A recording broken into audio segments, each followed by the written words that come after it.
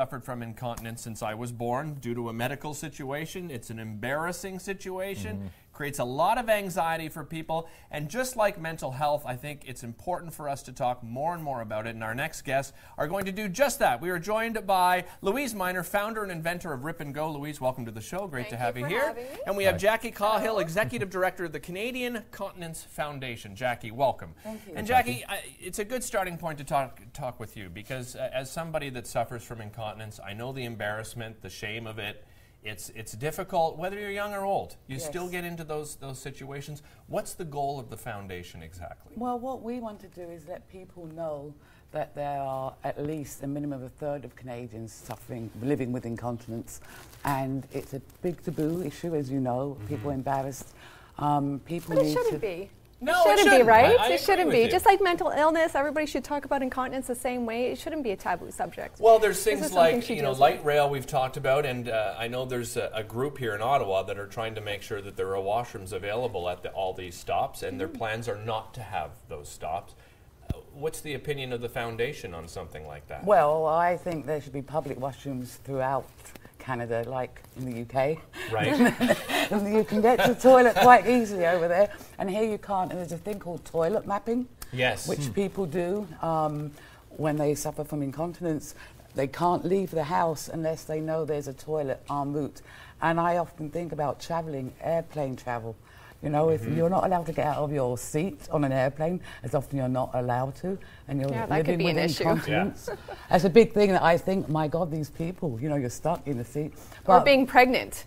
Yes. My goodness. When I was pregnant, I had to be 1 minute away from a bathroom or I was going to have an issue anywhere I'd go. Yeah. And with children, this is where this came from. I have children myself, and when an accident happens, oh my goodness, it's just draining. You're up in the middle of the night, your child's embarrassed, they have to change, you've got to change the whole bed. This is where your idea of Rip and Go came to be, It sure did. Like for me, myself, I also suffered from incontinence at different stages of my life. When I was younger, I had deep sleep syndrome, so right up until the age of 7 and 8.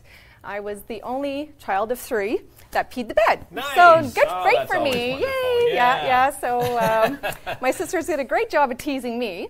And then as I turned into an adult, I had 3 pregnancies. And during each pregnancy, I had to be 1 minute away from the toilet. And even after birth, I had like a good 6 to 8 months of not having control like I should have had. And thank God my husband was just amazing. And he'd be like, okay, you're over there, I'm over here. And he'd keep track for me, so it was transitioned really nicely. But the biggest thing in bringing this product to light was I had my first child when I was 30, which was fine, and then I had my second when I was 40. And kind of like, you know, when you're younger and you go to the amusement park and you hop on that roller coaster and you're like, woo, everything's okay. And then you hit 40 and you try and hop on that roller coaster and you're like, and you're hurling in the corner. It's the same thing for sleep deprivation when you're an adult. So, and I had no idea. So when we had our second baby, I'm in my 40s and I'm going through sleep deprivation and I am sick as a dog. So I was like, okay, I need to get something, and I was talking to some sleep experts, and they're saying that the only thing you could do is get in and out of that room as soon as you can. So you got to feed the baby, you got to burp the baby, you got to change the baby, and you got to change the crib, and you got to go back to sleep right away. Right. And nothing on the market was letting me go back to sleep right away. It was turning into a 45-minute session every night, sometimes twice a night, sometimes 3 times a night. So I was dying. And then I was like, okay, I have to make something. And I decided to make a 2-part system, put it with some Velcro, make sure it was really nice and waterproof so I didn't have to wash down nothing and just rip it off, put another one down, put the baby down, back to sleep I went.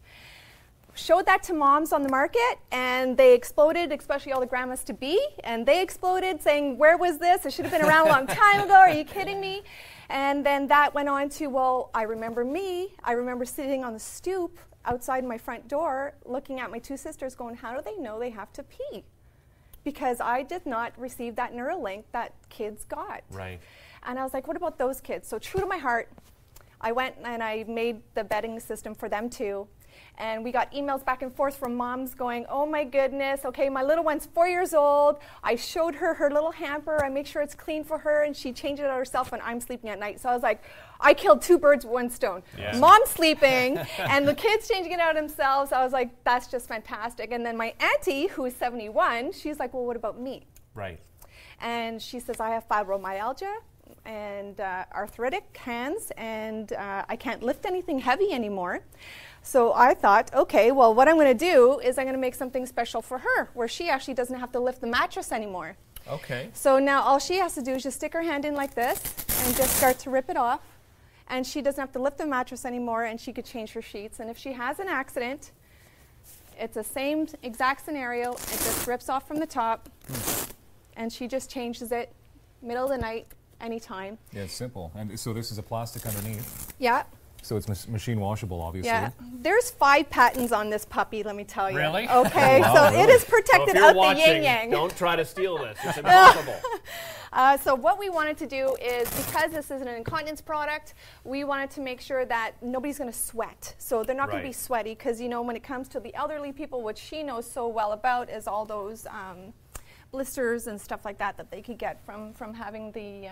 Yes, if you wear absorbent products and they get too soaked, you can easily get ulcers, open wound lesions, and that's a big problem for the elderly in particular. So if anybody is just starting with, when they're older and they're in their 70s and they're just starting to have those incontinence problems, fight it all the way. Fight it. Use that sphincter, tighten up those muscles, scoot over to the bathroom, and so it's called the Rip and Go, and so where can you purchase this? So right now we have this product here at all the home health care stores here in Ottawa. We're branching off. We're getting into the motion specialties, so we'll soon be across Canada. Our baby and our junior line is in all the boutiques. The boutiques just soaked us up like you wouldn't believe. We're in the green room. We were talking to parents that are going to be coming on the show after. They got twins, and the mom's like, "Hey, so what did you do?" And okay, so what was your procedure? And I was like, well, once they understand that daytime potty training thing, you just take those diapers off, and you go into the nighttime, and you do the same thing. Oh no, did you have an accident? Oh, yay, good job. And you just keep the same scenario and keep all that money in your pocket. Right. And stay green and keep it going.